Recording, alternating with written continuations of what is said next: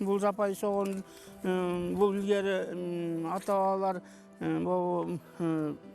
тоолуу райондордо муну пияз катары колдонуп келишкен да.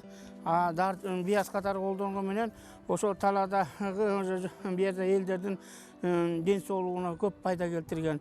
Ашказанга, нерв системаларга, сөбөк, муундарга, ушуларга көп пайдасы келтирген. Алар дарчылык катары эмес, тамак даамдуу кылыш үчүн колдонгон, нан менен жеген.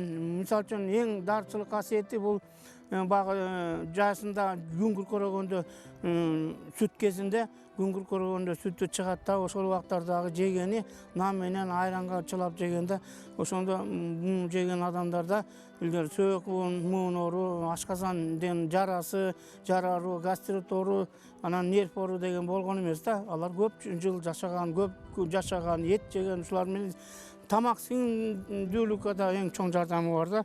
Мореке тамырын каспадык ба, ошо тамырын ачылат, кадимки эле тамыр ачылгандан кийин мунун ичи кадимки эле согон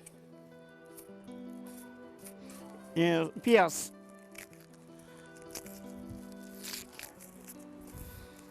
Мына пияз. Муну кадимки эле туурап, эт тамакка кошуп, анан багы жесе да болот. Бул согон. Бул согонду мен айтып аткан себебим, биздин азыркы күнгө чейин согон эмне экенин билбегендер да бар, жеп көрбөгөндөр да бар. Анан мен багы дарыгерлык катары, дарыгер катары бул согонду ушул жана адамдардын ички ооруларына, жанагындай ичегилерде, нерв ооруларга, ушуларга согонду көп казып алам дагы, 1,5 тоннага чейин. Анан коргатып, ушуну дарчылык катары колдонуп келатам да.